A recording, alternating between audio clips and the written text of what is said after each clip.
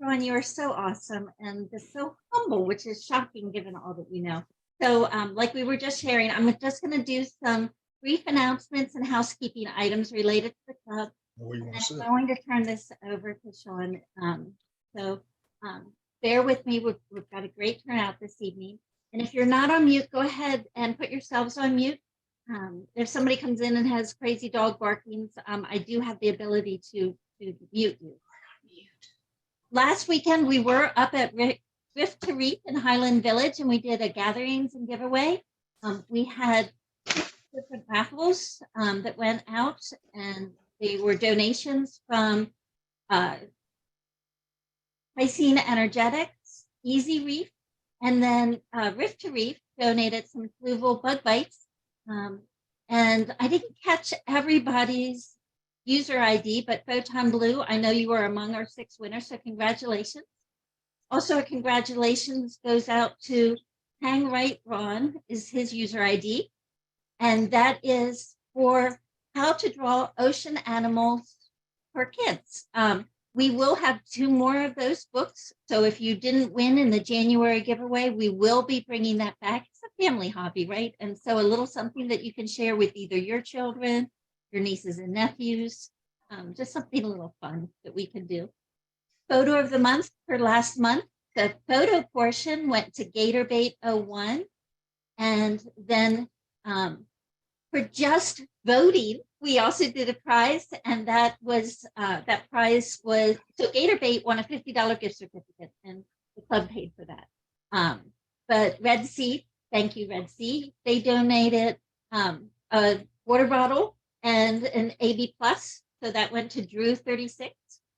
Upcoming events include March 11th, we're going to be doing another gathering and giveaways at Saltwater Paradise, just a chance to hang out, meet new people, and our corals are growing, right? So we want to get back to our roots. This is the club's 30th anniversary year, so let's get back to our roots, and don't throw those little baby corals away that you have to scrape off your glass, or if they're overcrowded, bring them to these gatherings and you can swap them. There's a pre-arranged thread already on the marketplace on the website, so you can either sell them or trade them or swap them. Then we also have on March 18th, we're doing a mini frag swap at the Coral Station. April 12th, I know a lot of you are looking forward to this. Mark Levinson, he is bringing back that photography class that you guys went crazy for 2 years ago. So that is coming. The bus tour will be at 5 different fish stores this year, and that's free. We are not yet taking reservations because that is April 29th. Shawn is with Aquashella. For us to afford our table, we're looking for volunteers. And like last year, we are planning on taking a small little army of volunteers. It is so much fun. You will get to meet people from around the country. And so if you think that you'd like to be an Aquashella volunteer, we already have a thread open. In fact, even before Aquashella had their dates announced, people love this so very much. And so we had people asking to volunteer before we even knew when we were going. So there is a thread for sign up. And if you are an Arlington resident, this is my last announcement. I'm looking for you. We want to have a full-size frag swap, but we want to be able to get a club discount in Arlington. And so the Bob Duncan Community Center, I'm just looking for somebody to vouch for the club. So if you either own a home in Arlington or own a business that is based in Arlington, please reach out to me. There's threads on Facebook, Reef to Reef website. I'm Fish Think Pink. You can find me. And so that's all I have for announcements. This evening, we are very blessed. Shawn Hale is here, and he knows so much about so very much, and he's so humble and so charming and so amazingly wonderful. So let me stop speaking. Nobody wants to hear me. Let me turn this evening over to Shawn. So Shawn, thank you so much for being here. We're going to go cheer him up a little bit and pregame before Sandoval's show. You should come. No, it's different. It's so different. But at least Hello? you guys still there? Yeah. Yes, for sure. Okay, yeah, so something took over the call and I couldn't hear what they were saying. But yeah, I'm super excited to be on here with you guys. I feel like the pleasure is mine, really. I mean, you guys are in the Marine Aquarium Society, and you're constantly dedicated to understanding more about what's going on in the industry. And I'm just lucky enough to be in the thick of so much. So the pleasure is all mine. Any questions that you guys have about what's going on with Aquashella, with Fritz, I have a fair amount of understanding about what's going on with the reef builders transfer with unfortunately my buddy Jake passing on, and so I'm just kind of in the thick of information. But really my specialty is bacteria, medications, things that you can do to really help keep your reef inside of a healthy, stable platform. So I'm all yours. I just when you guys asked me to do it, I was like, wow, cool. That's fun. I'd love to do it. And so, Shawn, you were saying that you wanted to touch a little bit, at least, on bacteria and Sure. ways to help. So what would you want to most share? For instance, we do have a gamut of people on the call today. One has just returned after 11 years, set up a little nano. Oh, okay. And then we have some others that are on here that have many, many unbroken years of experience as well. Okay. Yeah. So I would say that, I think that there's a fair amount of misconceptions about bacteria. I mean, when I first started in the aquarium industry, this was 20 something years ago, really there was only one way to start an aquarium, and that was to put in, you could do non-live rock. I mean, a lot of people were, bringing in cured live rock, and you would set that up. It would put a fair amount of bacteria in your saltwater aquarium, and but you were still, that rock had been gone from an uncured to a cured process. You'd lose a lot of bacteria in that process because you're trying to make sure that you pull aptasia, or don't have aptasia, you don't have flatworms, you don't have a lot of the things that might come in as what they call hitchhikers on these rocks. And then, the live rock got it started quite a bit. You would still want to wait a couple of weeks just to kind of make sure that things were balanced. And that was pretty much the only way to do it. I mean, if you didn't have live rock, it was even tougher. You'd have to go with dead coral, or fake deco, or maybe a different type of rock that something more man-made that you would put in there to get the aquarium started. And you'd have to wait like 30 days to get going. And some people would use damsels to try to get some ammonia in the aquarium, and then bacteria would rise. But a lot of times even those fish would not make it because you're trying to get that in there. So, with the introductions of bacteria to the aquarium industry, a lot of them, just didn't work. And there's a lot of reasons why that doesn't work. I mean, Fritz started doing it in the early 70s, and really, I feel like they always did work, but they were not very good at getting out their products. They weren't very good at getting their messages. They were a good science-backed company. I mean, what Fritz is a large chemical and engineering company. It services many industries like agriculture, aquaculture, aquatics, full line pet. We have a wastewater treatment, municipalities, and so Fritz is really just a chemical and engineering company that has a team of microbiologists and biochemists, and the original founder loved aquariums. So that's why he jumped into that space and developed this bacteria. But they were terrible at marketing their products. They were terrible at consumer engagement. It really just didn't get out as far as it should have. In the very beginning of Fritz, this was, when we started doing pet products, we were actually the very first people to put aloe vera and have that slime coat product that API ended up calling stress coat. When they went to go patent it, we had already been selling it, and so we had common domain. And so So we've been in since the 70s. I mean, in API, look how huge it got. I mean, really, Fritz had every opportunity to do so, but with them being just kind of a giant company like that, the focus and the dedication to understanding the marketing or the individual consumer, how different it is in the aquarium industry versus others, it kind of let those competitors really take that space. And so um, I joined the Fritz platform about 8 years ago. Before that, I was with Dallas North Aquarium for about 7 or 8 years. I started off just as a regular sales associate there and ended up doing all their big custom installs where we do like, anything from $10,000 install to $100 or $150,000 install. Really the money is no matter, it just kind of shows you the scope of the project.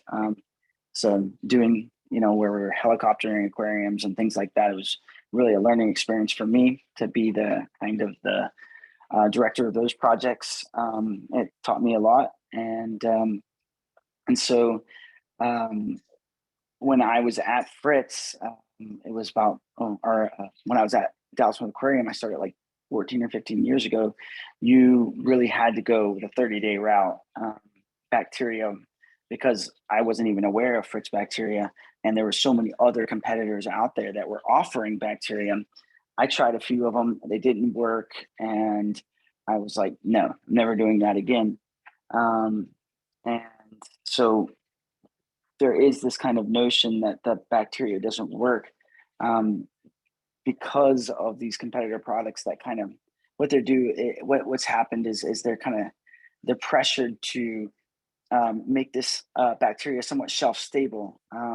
Bigger companies like Petco and PetSmart, and even distribution companies, they want very long shelf lives on products. And so when they get challenged to get 2,000 retail stores, if they can put a longer shelf life on it, they, some of the other companies ended up kind of sacrificing the integrity of putting bacteria in a bottle.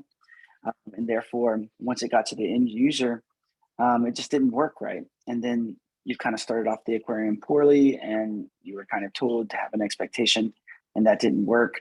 And so when I started at Fritz about 8 years ago, when I was kind of getting the message out about TurboStart, I had a lot of people go, hey man, stop selling that snake oil. And I'm like, hey, I've tried this out. I've been in this industry for 20 years. I'm not here to get you started off the wrong way. And so adding bacteria to your aquarium, TurboStart, it's completely legitimate nitrifying bacteria, Nitrosomonas, Nitrobacter. It's not heterotrophic bacteria like a lot of the competing companies in this industry might sell. I mean, there's some that are selling great bacteria. I mean, I won't go into brands, but the TurboStart bacteria is something that you can fully trust. So if you are starting a new aquarium, small, big, large, you can use that bacteria and just be responsibly adding fish. And the reason why I'm a big advocate for that, instead of kind of taking the direction of saying, hey, everybody just wait 30 days, is because Americans are impatient.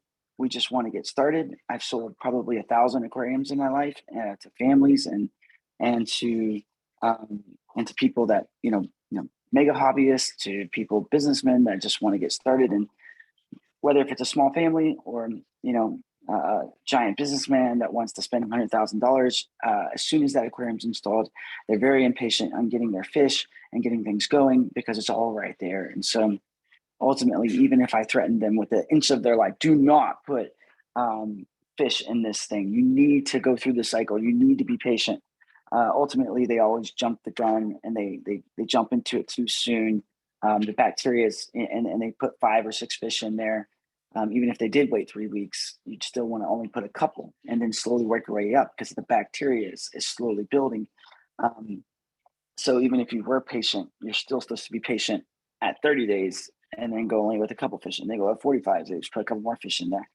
What this bacteria did for Fritz and my capability of helping people start aquariums is say, hey, I send this TurboStart to the biggest public aquariums in the world, and they're able to set up big exhibits by using this bacteria, and they can safely put in very, very large fish that create tons of bacteria. So for the aquarium industry, this product really is such a cinch for us. I mean, this is much smaller bio load, and it absolutely works. You just have to. I still wouldn't, encourage people to rush. I would say, hey, I know that you want something in there. I know that maybe you have kids, maybe your significant other, maybe yourself. You're just really pining to get in there. You want to rush. I can actually give somebody something and say, hey, you can actually put fish in within 24 hours of setting this thing up and be safe. And I've done it so many instances. I know probably have a bunch of naysayers out there that go, hey, just challenge me with your questions. I can definitely answer them. And so, my advice is, you can use bacteria, just start slowly. And you would probably put, if it's let's say it's a 75-gallon tank, you could probably put 4 or 5 fish in there, be happy to stay there and stabilize. And then, wait a couple of weeks, make sure everything's eating right, make sure your temperature is always staying in balance, you're not having alkalinity swings, and then you can carry forward. So if you're starting an aquarium and you want to find the bacteria you can trust, you can certainly trust us. There is other ones that you can trust as well. So it's just, I would look for nitrifying bacteria and make sure that it is that, because heterotrophic bacteria is commonly used to try to start an aquarium, and it does create a nitrification process, but it's much more time-taking process, 3 to 4 weeks. And people will go for that route because heterotrophic bacteria is bacillus, and bacillus is much more shelf stable. You can spore form it, you can dry it, freeze dry it, and you can do a lot of things to it to increase the shelf life. And that's what some manufacturers are going to prefer to try to sell, so that they can get those big accounts where they can deliver a shelf stable product. It's just not going to work as good. So TurboStar wasn't handled that way. It's shipped to our dealers overnight. They order it straight from Fritz. We give it to them, and it's temperature controlled throughout the whole process. So if anyone has any questions about bacteria, if you're starting an aquarium, definitely ask them here and now. If there's no questions about bacteria, you have more questions about medications or additives, I certainly can answer those questions as well. So. And people, as you joined, if you had background noise, which was nearly everybody, I did mute you. So if you go to the bottom of your screen and you tap, if you're on a phone, so go down to the bottom of your phone and just tap at it. It'll bring up the little toolbar, and you'll see your little microphone has a red slash through it. If you tap it again, then you can unmute yourself if you'd like. Pause here. And somebody's chatting a question over to us. So Murray, what is your question? You want me to unmute you? Find you on the, I'm gonna unmute you. Yeah, feel free, guys, to share your face. I'd love to see and talk to you. It'd be fun.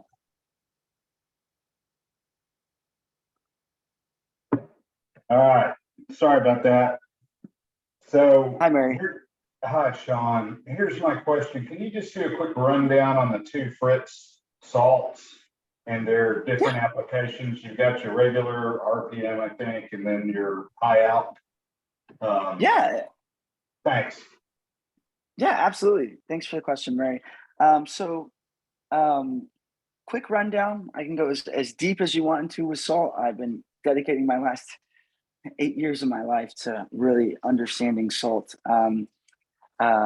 The quick rundown is the blue box salt, the kind of the original. That just has, it has a calcium of 420, a magnesium of 1350, a alkalinity of 8.5, and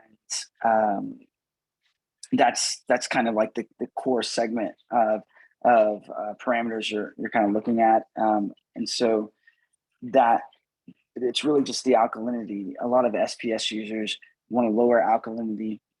They feel like the growth is more stable within their SPS, and then you have the whole different group of people that want the higher alkalinity. And 2 reasons you may want higher alkalinity. One would be to give yourself kind of a buffer, so that way you're, like if you, weren't monitoring your alkalinity as much, you had a little bit more of a buffering, more of a safety net there, that you wouldn't fall down below into the 7s too quickly. But the real real 10.5, 11 type of alkalinity person says that they're getting faster growth out of high alkalinity salt. But what I've heard is that to get that faster growth, you're actually sacrificing the strength of the growth, and so it's more fragile. And it kind of makes sense. If you're growing faster, you're probably not. You're probably growing a thinner skeleton. So I'm with the 8.5 camp, and some people on my team. In fact, one of the people on my team, Evie, I actually developed this to get her on board to use the salt, because she had such a big voice in the aquarium industry, and she said she'll use my product if I get her a higher alk salt. And I was already getting people screaming at me for higher alk salt. So all we did between those two boxes is one's 8.5 and one's 10.5. The rest is exactly the same. And neither product is more expensive than the other. I didn't want it to be a premium quality thing. It just depends on what you want. Like if you want high alk, go with the red box. If you want lower alk, go with the blue box. Thanks. Oh, you're welcome. If you have any more questions about salt, I mean, gosh, I could go on for days about that. It would just literally just see the participants like dropping like flies, because it gets so boring as I dive into everything that I've found out about it. So.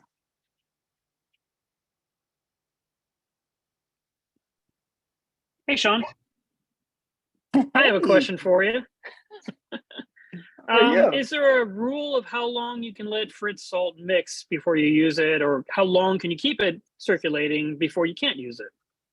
It really isn't. I would assume that external conditions can be a variable in salt. Like I know that it can, and so you have to look at things like carbon dioxide and just kind of realize that at introduction into the water, it starts to depreciate the conditions in there, and so it might cause some precipitations. Or if it gets hot in a room, it can cause it kind of causes things to speed up within the mix, and then you get precipitation.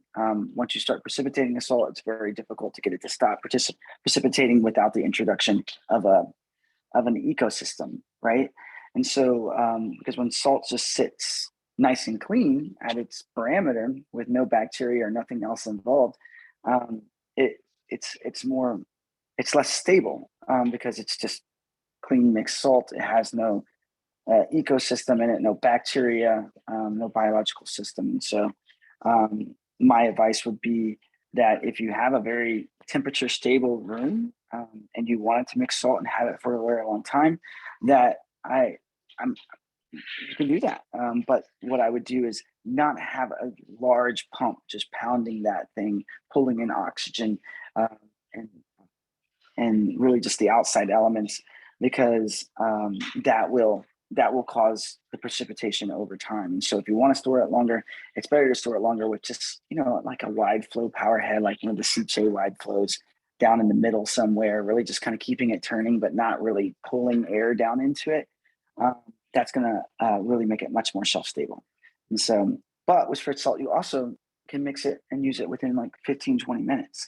And so you just have to make sure it's completely clear, check your salinity, and you're good to go. And I would always just a big factor.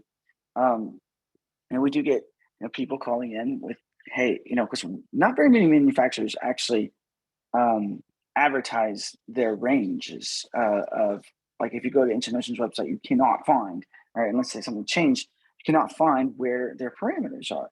And it's not because maybe they make a bad product, it's just because it creates a bit of a nightmare for manufacturers, is because you get a lot of people that come outside of that range when they test.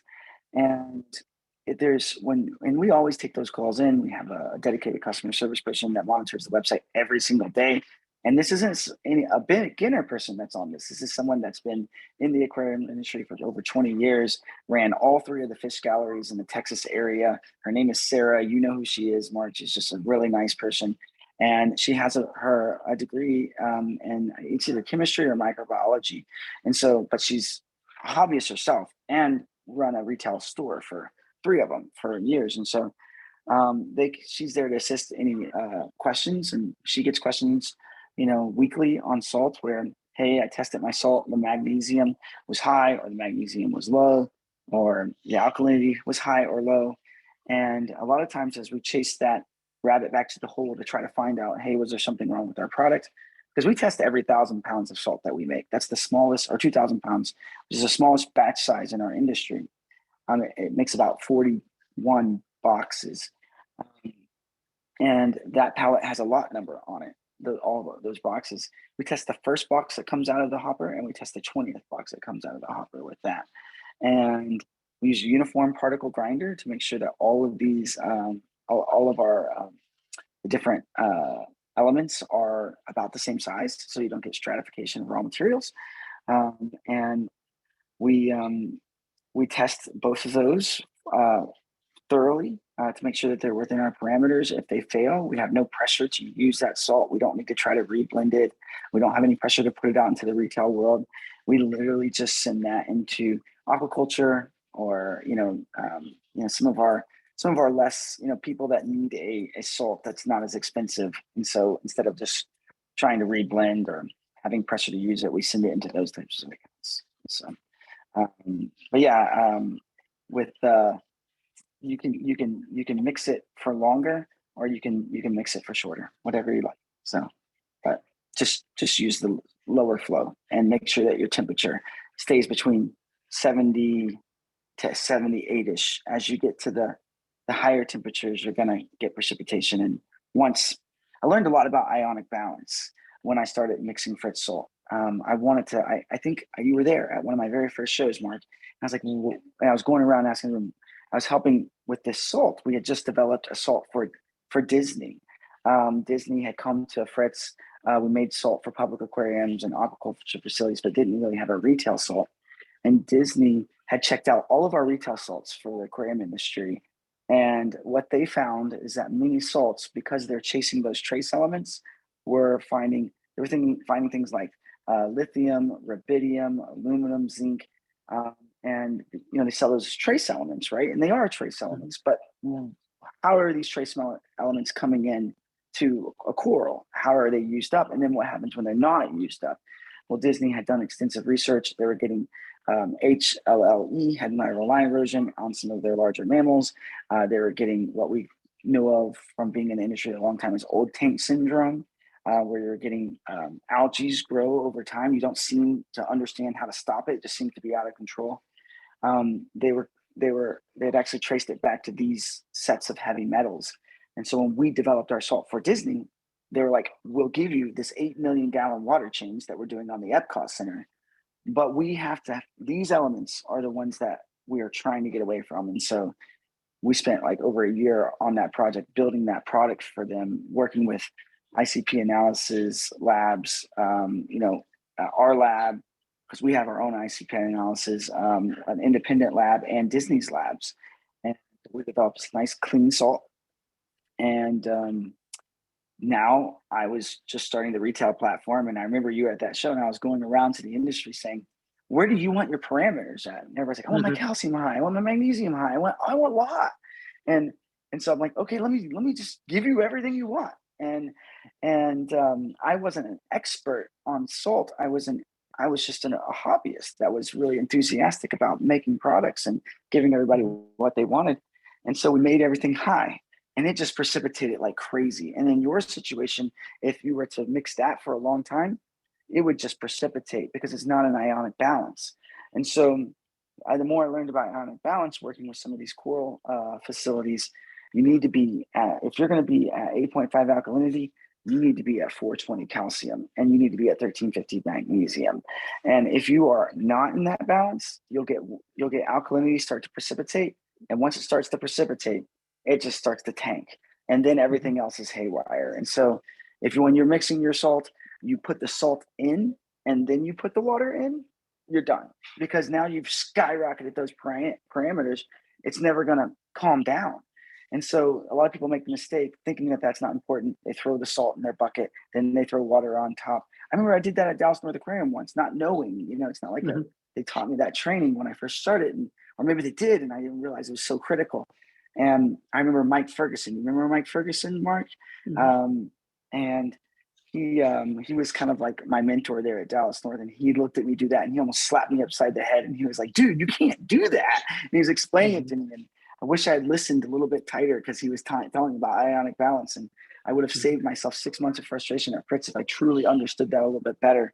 And so ionic balance is important, and that's why kind of storing salt, you have to do it a particular way, because the more you kind of bring the outside elements in, the more you're going to put pressure on precipitation. And once you start precipitating critical elements, that's when it gets a little wonky and starts kind of the calcium carbonate is what you see around your mixing barrel. Because I know you had shared with me that happens to you sometimes, where you get some calcium carbonate there. And if you're using something incredibly high in alkalinity, or something that's uses an anhydrous magnesium. So there's two types of magnesium: heptahydrate magnesium and anhydrous magnesium. A heptahydrate has water molecules attached to it, and so it doesn't heat up, but it's harder to find a clean source. It's more expensive to find a clean source, and it's heavier in your box, and so you can't make as much.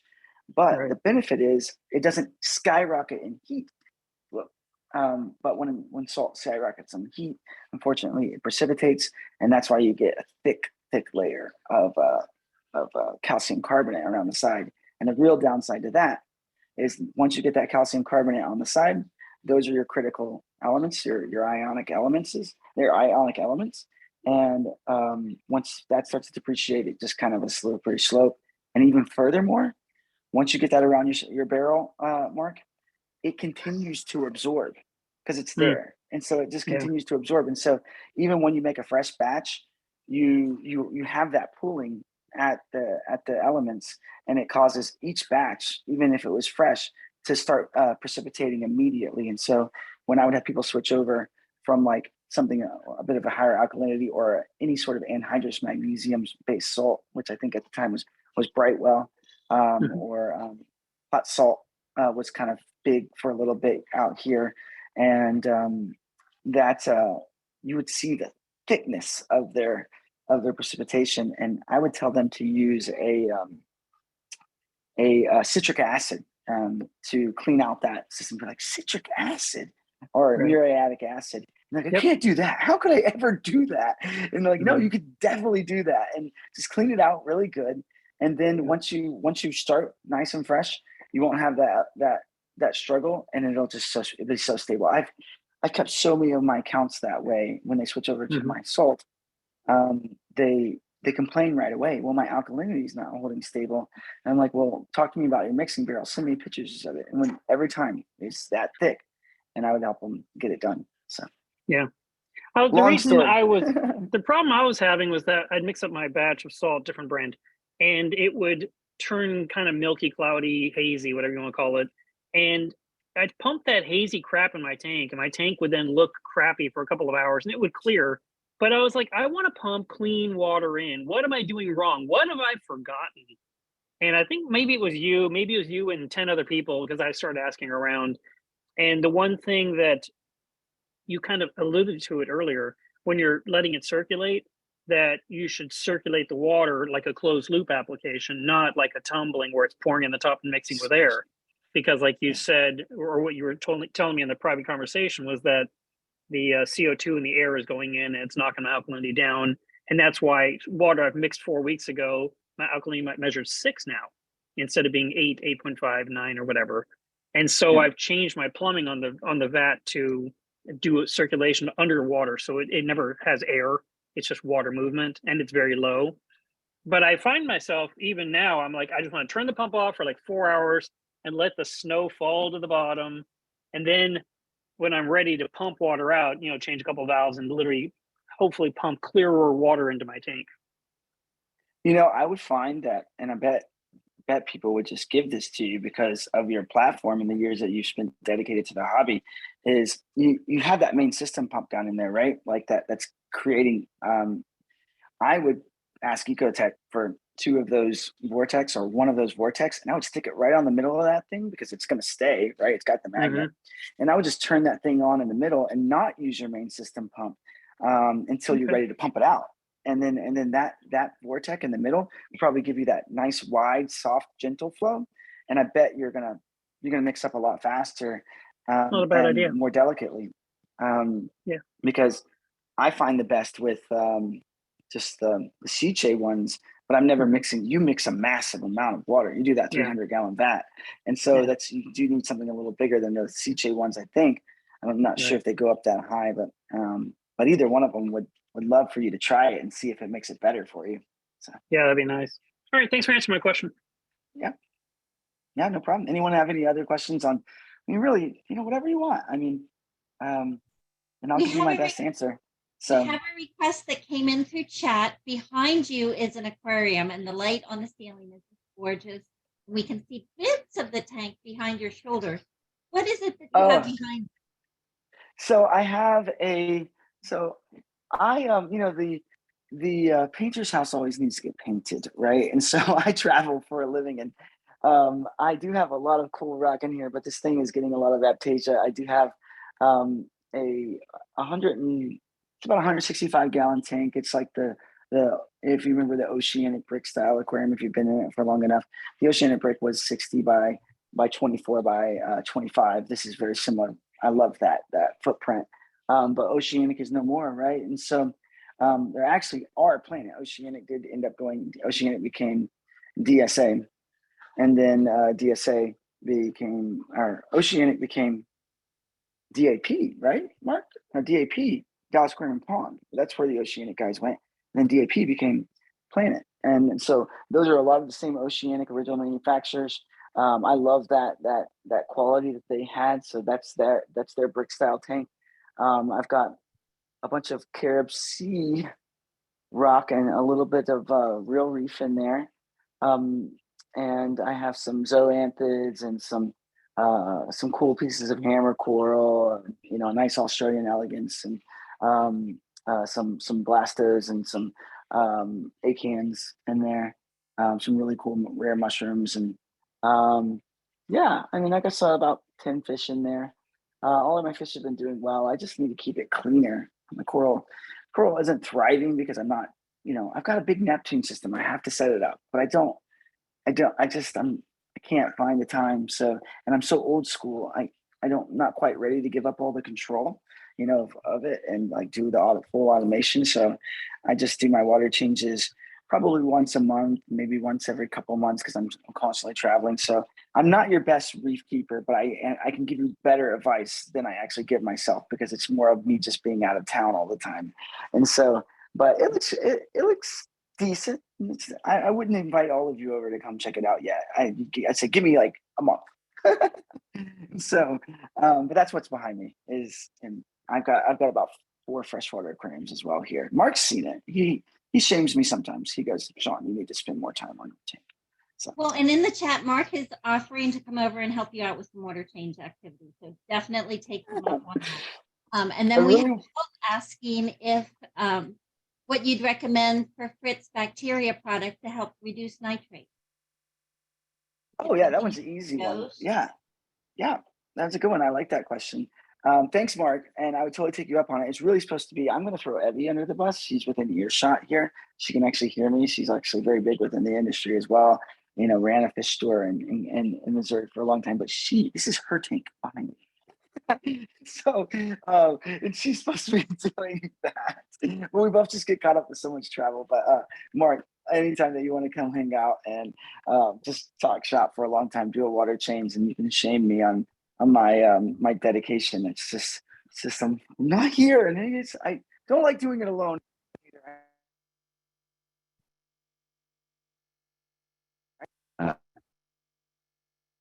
Sometimes that interrupts the live stream when someone tries to call me. All right, so the bacteria question. What you need for lowering nitrates is actually heterotrophic bacteria. That's the opposite. So a starting bacteria, turbo start, is nitrifying bacteria. It's autotrophic bacteria. It literally lives off of ammonia and nitrite, right? It consumes that type of it consumes that toxin and converts it down to nitrate. And so in your typical cycle, as you develop autotrophic bacteria, you'll see kind of the spike go up for ammonia and come down, and the spike go up for nitrite and then come down, and then the nitrate, right? So once you get to the nitrate part of the cycle, now you're in the lowest toxicity, right? It's manageable. You don't want to see that go over really. You really don't want to see that go over probably 10 to 20 parts per million. I mean, some people would debate that, you want to have the nitrate, but if you want to lower that down, you would use heterotrophic bacteria, because your reason why your nitrate is creeping up is because that's really dissolving organics within your system. And so as you see my tank behind me here, there's a ton of rock work in there. And there's lots of crevices, places where flow can get kind of trapped, where it can push fish food down into an area, and it'll sit down behind a rock, and that will just dissolve over time, and it becomes nitrate and phosphate, and then fish waste, right? It's just all these like settling areas of what people call sludge. When it stays free floating, that stuff ends up in your protein skimmer, and it gets pushed up by microbubbles and collects down into the collection cup, right? Well, when it floats down into your rock system and doesn't get picked up by the flow, it's going to dissolve and not be in your protein skimmer. And when it dissolves, it turns into nitrate and phosphate, and that's what feeds your algae in your system. In fact, your algae are trying to balance out your system. That's why I've got a refugium in my tank, and I am devout on my refugium. I love it. I don't know why we're going away from refugiums. And so you put your fastest growing algae in your refugium, and that will lower your nitrate if you didn't want to have to use bacteria or products. I mean, I'm all about that natural system and not having to add. I mean, I represent a conditioner, a chemical company, right? And so I'm supposed to sell you bacteria all the time. I really prefer you to get a refugium and keep great growing algae down there, so you're not having to manually add stuff. But sometimes even with a refugium, it's not quite. Maybe it's not large enough. You're not growing enough algae. You still have nitrate, and so you can add this heterotrophic bacterium to your system, and that's Bacillus heterotrophic bacteria bugs, right? Like little bacteria bugs, and it's a probiotic. It seeks out sludge and things like that, and it consumes it. In fact, that Bacillus bacteria is used in many industries. It's actually used in it's actually the probiotics that they say is in yogurt that help clean out your gut, right? That help keep your system clean. That's Bacillus. It's a type of Bacillus. And then the bacteria that is supposed to naturally clean out your plumbing, that's Bacillus too. Now there's different versions of that, right? But this is a saltwater specific Bacillus bacteria. We have a freshwater one too. It's actually seven. And I could actually one day for you guys, if you wanted to, the company that actually makes this Bacillus bacteria for me, I could actually bring them on and they would explain why it works. It's crazy. They show everything. Super awesome. And they've done that presentation for me. We have 7 different types of unique Bacillus heterotrophic bacteria, and that's going to consume those wastes before they become nitrate and phosphate and start creating your algae. But again, the worst thing you can do is actually use an algicide. Okay, and I sell algicide, but I really recommend it for emergencies. It's a Band-Aid, right? It's like something's wrong, and that's why the algae is growing, and because it's trying to balance out everything. Once the algae grows to its proper length, your nitrates are going to lower, and your phosphates are going to lower because that's what it's consuming. And so, if you kill the algae when you have a phosphate and nitrate problem, now you're not only going to see the nitrates and phosphates rise back up, but you're actually killing algae, which turns into more dissolved organics, which is making it so much worse. So this product, that's this 460 heterotrophic bacteria, I probably have some. Let's see. There you go. I have it. I use it. And so I promise I didn't come on here to sell you guys product. I just wanted to talk shop. This is heterotrophic bacteria, and you can put this in there. It's an awesome product. It's cheap too. This bottle right here treats 1,000 gallons, and you don't have to dose it all the time every week or anything. If you need to, you can, and you can't really overdose it. I mean, I wouldn't overdose it because it's just wasting your money, but just add this once a week. If you don't have much of a nitrate phosphate problem, then add it once a month. Just kind of monitor your nitrate and phosphate levels. But I love the refugium concept. That'll really keep your nitrates and phosphates low anyways. And I don't know if they do it anymore, but when I was working at Dallas North Aquarium for 7 years, we gave so much money to people that brought in Calerpa, right? And maybe so many people have moved away from the refugium platform that doesn't really happen anymore, but maybe it doesn't. I mean, I gave $5 a handful. So what'd they say? Did someone say Shawn, something? I don't know if you see Rick Garner up in the corner. Rick, I see you and your spouse up there. I'm going to ask to unmute you there. You'll have to respond to my ask.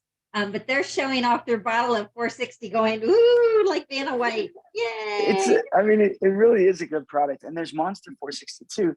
And if you're clever, just get the Monster 460 because it goes it's like 4 times as concentrated. And so, but we sold it for like monster fish tanks, like big fish. But we saw this too because like, I don't know, it's just like this was the original and then we made the Monster. But really, if you can go get the Monster, it's only like 30 or 40% more in the cost, but it treats 4 times as much and you just use less of it. So there you go. There's a trick. I'm not supposed to do that either. So, but there you go. All right. So any more questions on bacteria or anything? I mean, we make pH products, additives, element additives like calcium, magnesium, alkalinity. I mean, salt is the most complicated product in the world. I could really talk about that, or we can talk about Aquashella. We can talk about the exciting news of reef builders or whatever you want. Oh, so are you going to be walking around Aquashella like last time? Yeah. I have to. Yeah, no, it's like, yeah. I've been switching over to Fritz Zyme. Fritz almost everything now. It's pretty cool. Oh, thank you. I've noticed a big improvement like on my shrimp tanks, the fish tanks. I just joined in a bit ago and you started talking about bacteria and algae and all that stuff. And then that was actually my question because my reef tank got hit with a bad strain of hair algae. So I'm like, man, this. So what product was that you showed? It was it's 460. Yeah, 460, and that's good for the reef tank, 460. right? Okay. Yeah, and you know what else works? Once you have the hair algae, the way I always when I was working at Dallas North, for 7 or 8 years, what really got rid of the hair algae most for me was tiny reef hermits. If you can get tiny reef hermits, those things, and not the red-legged ones, but the regular generic tiny reef hermits are like $1.50 a piece. They're the Cortez hermit crabs. Yeah, I think just I mean, I don't know if they're Cortez hermit crabs. You guys might know more than me. I learned them as tiny reef hermits, and that's what I just stuck with them as. And so, but they're pretty cheap there. You can get a bunch. I think they still do a deal where you do 5 4 get 1 free. But then if you really know their microbiz system, which I do because I worked there for 7 years, you tell them ring you up for a J crew, and if you buy, you can still do that package where you get 5 4 get 1 free, so you get like 20% off their hermits. But then if you buy $100 worth of those hermits, they take $25 off of that, and so you could get all sorts of stuff like urchins and sea hares or snails. You should probably replace your janitor crew like once every 6 months. But you can kind of do all their combo deals and then still get their $25 off. And you just tell them, I mean, their associates may not even know it's there. And it's just tell them to ring you up for a J crew and it'll take $25 off. So. Okay, sweet. Yeah. Yep. Thank you. You're welcome. It probably won't let you do a combo on the 10% off with your premium membership club. So do your with that one. That one they will. That one they will. It doubles up. Oh, that's even better. It will because that's a SKU in the system, and so it will show that. like it's not like a discount line item. It's just a SKU. It's just going to ring up $100 worth of stuff for $75.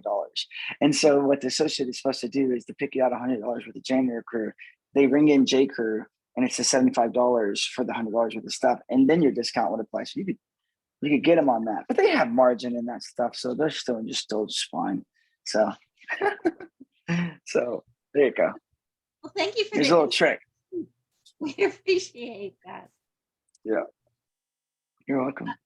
As a time check, we're almost at time. I hate, Really, I know it just goes by so fast. does. Does anyone have any burning questions?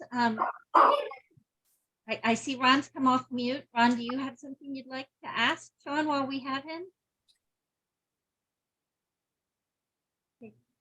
Maybe he didn't mean to be on mute. Well, I'll volunteer some information for you guys about Aquashella. Aquashella is May 20th and 21st. DFWMAS always helps us so much. I mean, I think Lisa, I saw you in the line last year, and I was like, or you were actually you were helping with ticketing, and I was like, I've never met you, and I don't know why you're here, but I just want to know, why are you here? Why do you volunteer for us? And you're like, because I love this. And I was just like, I felt so awesome when we get to volunteer at Aquashella. It really touches me because I'm like, man, they're helping. And Aquashella is, it is a for-profit business. But it doesn't really just try to make a ton of money. It does try to set its prices. I mean, but we do hope to make something, because it's just like, it's a lot of hard work. But I know that you guys experienced a large gap in me announcing shows, and it really, I apologize it takes me that long to announce. It's not going anywhere. Aquashella is here to stay. It's just such a hard show to put together. I really need to take a break for a couple months and really think about what I wanted to do, kind of my strategy going forward. And, if I wanted to stick with the facilities that I had, or if I wanted to go with larger facilities. And so Aquashella is here to stay. So if you're coming to the Aquashella, I really appreciate it. And if you have feedback for me, let me know. I can try to make it better for you if it doesn't have what you want. I really just want it to be so much for everyone. And I don't want to have more than like 40, 45 coral vendors, because that's hard on the coral vendors. And so I don't ever want to put like 100 in the room like Reefapalooza might do, because then like, it's great. As a consumer, you get to see more vendors, but for the vendors, it's really tough, because now they have 100 competitors in a room, and they're paying for expensive booths, and they're going from all over the country. And so I feel like 40, 45 of your best vendors is enough. It takes all day to go through 40, 45 coral vendors. So, but if there's certain saltwater speakers, I always have Mark, because he's like one of my favorite, and he always packs a room. So Mark will always be at Aquashella unless he tells me he can't. And then I'm going to come and kidnap Mark and take him up there. You guys, if you're DFWMAS and you're very saltwater, like a saltwater group, and you guys don't want to be freshwater, then you'll love Mark, because Mark won't touch freshwater no matter how hard I try to get him to do it.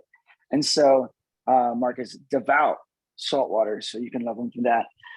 We do have Bahama Llama, Zachary Hosley coming for the Aquashella event. He always does a great talk, and it's very fun. We have Dan Thien coming, and he will be coming. He always does a great talk. I think there's a couple more saltwater guys.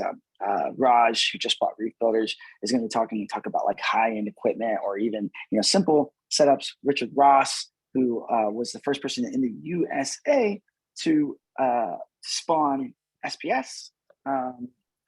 He works very closely with Jamie Craggs, who did it over in the UK first, right? Like very, very, very, very first.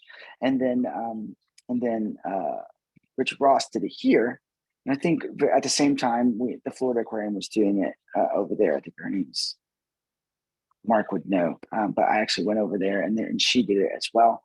And so did that was Sean Gardner, and then another lady there that's extremely smart. I'm just drawing a blank on the name, but yeah. So Richard Ross will be coming. Ben Johnson, a lot of the guys you guys want to see. So if you have like another speaker that maybe is kind of crept under my radar, let me know. I'll get him there, and we'll have a lot of good time. Or if there's just an element of the show that's missing, if you guys feel like I have the saltwater escape off, I have the frag off, if you guys have a cool creative thing that you want me to add to Aquashella, that's all I'm always about. Like, that's what Aquashella is. It's a bunch of this right here. Like, you should see my group meetings. It's nothing like you guys would expect it. It's not corporate at all. It's just a bunch of this. Like, it's like, well, what would be cool is if we did this, and it's like, it's made for us by us, right? And so it's I hope you guys are liking it. I'm sorry for the very first Dallas.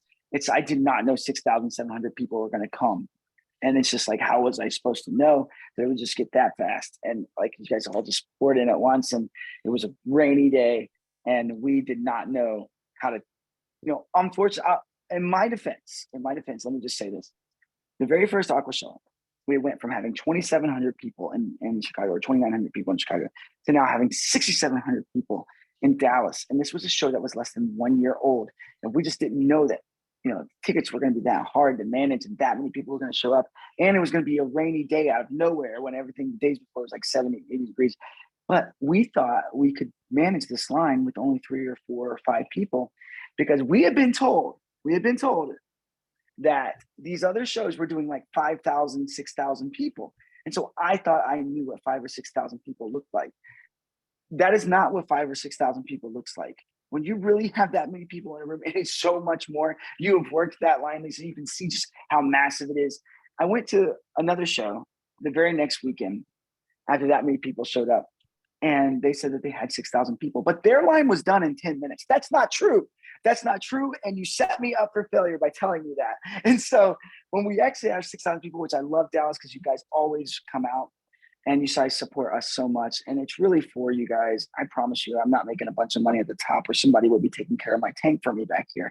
And so, but it's just supposed to be for you. If you guys want to make it better and cooler, just let me know. Shoot me a message. My email address is Shawn@aquashella.com, or you can tell Mark. Mark is always talking to me, and he'll tell me all your fun ideas. So, all right. Well, I guess I'll leave you guys alone, or I'll just sit there and talk all night. So I'll keep talking if there's any more questions, but I don't want to keep you guys.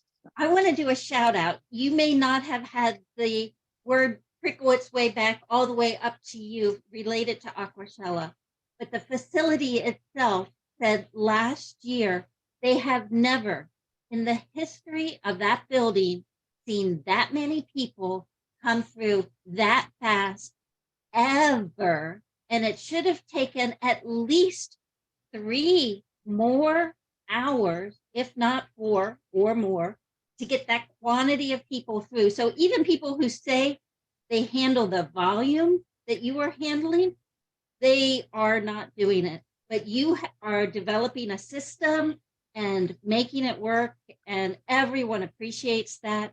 And it's just, Aquashella is so fun. And when you say about a gap in time, for us, it's like waiting for Christmas, right? The day after Christmas, some of us go out and we're shopping for Christmas presents for the next Christmas. So when you say there's a gap, it's only because you've got to plan another thing. But we're already thinking, okay, 365 more days and Aquashella is back. Yeah. Well, I brought it to you sooner this time. I bumped you guys up. I bumped you up to May because it was so hot in August. In that facility, I love that Dallas Market Hall because they're so friendly to us and they're just such laid back people. And you go to other convention centers, it's more expensive. It's more expensive on the vendors. It's more expensive on us, which makes the ticket prices go up. But everybody has to pay more. This Dallas Market Hall guys are just old school guys. And they're just like so easy. And so I want to do it at their facility, but their AC has a tough time keeping up in the summer. And that was tough on all of us. So I was like, all right, we're going back to May and not March because that burned me already. So I was like, May is perfect time. It's not hot yet. So I put you guys in May, and I will always take the best care of my hometown here. This is where I'm at. And so I will never let Dallas not have an Aquashella. And thanks for supporting me, guys. I got to tell you, it was, I won't be afraid to say this publicly, even if this got out into the world. I don't think it was very fun for me to see that Reefapalooza came to Dallas. This is my hometown, right? Like, this is where I want to represent. And, we compete a little bit. I want them to do well with their shows. I'd like for us to stay in our zones, but when they came to Dallas, they're coming into my hometown, and I was like, oh, well, this is my crew. This is my friends. Like, don't come here. Go somewhere else. And they didn't just come here during just come here. They came and they set their dates on my Chicago dates. And that was even more upsetting because now you're splitting up vendors. The industry is mad. And like only 500 or 600 people came to the Reefapalooza. And not that I want the vendors to struggle, not that I'm happy that they didn't do well, but I really want them to go do well somewhere else. And you guys stay with me. And you guys voted with your attendance, and 7,000 people were at the Aquashella just like a month and a half, 2 months before that. And so I feel your love, and I will do everything I can to keep you happy. If you want a different design on the t-shirt, if you have a cool idea, maybe it is a cool idea. We can do it. And so, yeah, we really took that line seriously because the very first time, Lisa, you guys all showed up in Dallas, and I was like, wow. I walked out the door and I saw that long line, and my first thought as the one of the owners of the show was, awesome. Like, this is great. I took out my camera. I'm taking photo of the line. I'm like, look, people are coming. And like, I'm going on the line and someone said, put your camera down and get us inside. And I'm like, oh yeah, I'm sorry. I'm right. You guys are right. And like, I realized that was an emergency. I didn't realize how hard it was going to be. And so do apologize, but now I never film the line anymore. I'm just like, no, I'm not filming the line. I'm just going to walk down the line. I'm going to keep people happy. Realize that there's so many volunteers that come to help out with that we truly appreciate Aquashella, but they're there because they want to help you guys get inside. So be very thankful for them. Sometimes a volunteer is not correct though.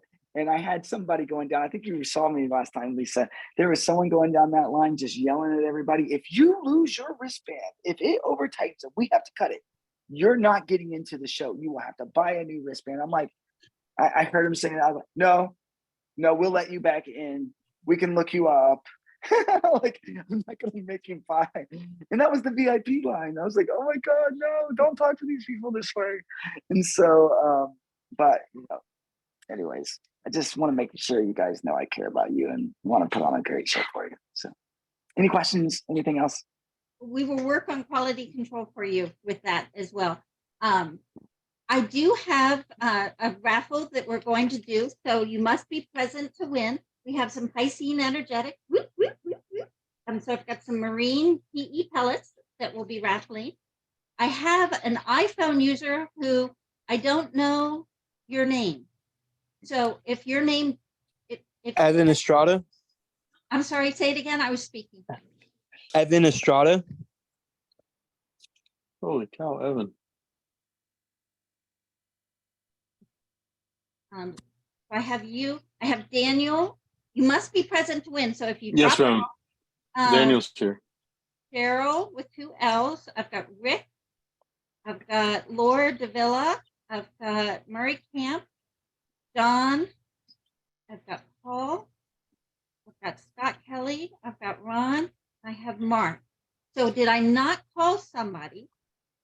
I found a box.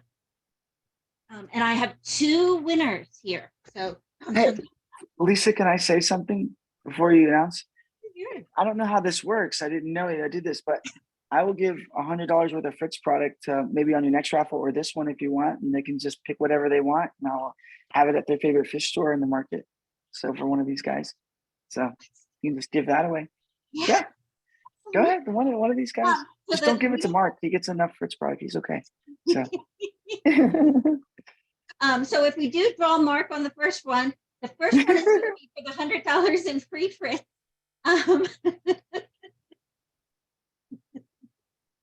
Sorry, guys. I had no idea y'all did that. That is okay. We do all sorts of different things. The photo of the month, voter prizes. We do giveaways at the gatherings.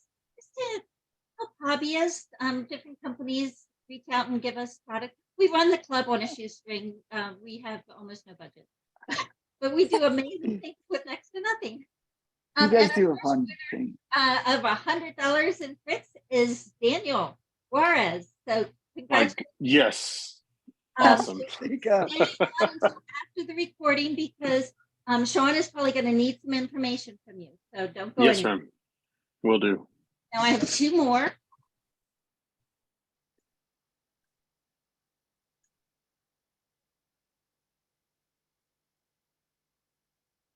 Laura Davila. Laura, congratulations. And I need to get your user ID so that I can message you through the club website securely. And I'll get your address. I am Fish Pink, if you want to just send me your address. And then one more.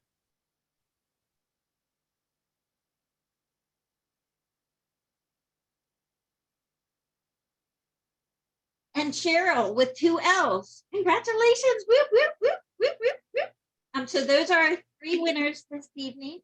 We can stay on, but before I stop the recording, does anyone have anything they want to share before the recordings? Shawn, thank you so much for coming out. Oh my goodness. I have been doing happy dances all week long. I'm so excited. Been doing a countdown. You're too funny. I'm not that big of a deal. You guys get Mark all the time. Guys, I mean, that guy, when he goes places, a crowd follows. They don't even care who I am. So maybe because you have Mark all the time, you just need to have someone different, you know? And so we have Mark, and we're going to make an enormous fuss over Mark in April. He is doing a guest speaker spot for the club. So yes, he may be international known and amazing, but this evening's about you, and April will be about Mark. Well, if you need some of the other big guys from the industry, I have a contact with them. I can bring over. I can make them do it. I can go, hey, you need to do this for me. It's so. If you need a couple of the other guys, Zachary Hosley or. You know, I'm sure Than would consider doing it. He's a little bit more tricky because he just gets so busy. And, you know, you have, there's so many good saltwater guys out there. I just recently got Danny's Aquarium, and he's doing a lot of saltwater stuff and content, but he's from like, I believe the Netherlands. And he is such an awesome hobbyist. He's a younger kid, but he really loves what he's doing. I bet he would love to hang out with you guys. I mean, he may not be able to teach you everything. He's new too, but he's just enthusiastic. And I think he's got like 85,000 followers on YouTube now. And he's got like his TikTok and Instagram is blowing up. He's really doing a lot of cool setups. And maybe something he could teach you guys is these smaller, little, cool, unique setups. He does them really well. And maybe he can show you what he's doing or set one up for you, like put his camera out and put it all together. So.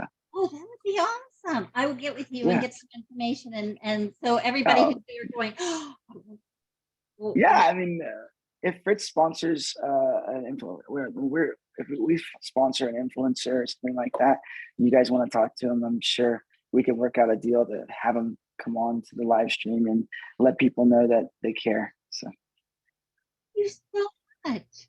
Don't go anywhere, Shawn. I'm going to stop the recording. And Daniel, we need to get some information. Yes, ma'am. Adam. Right here.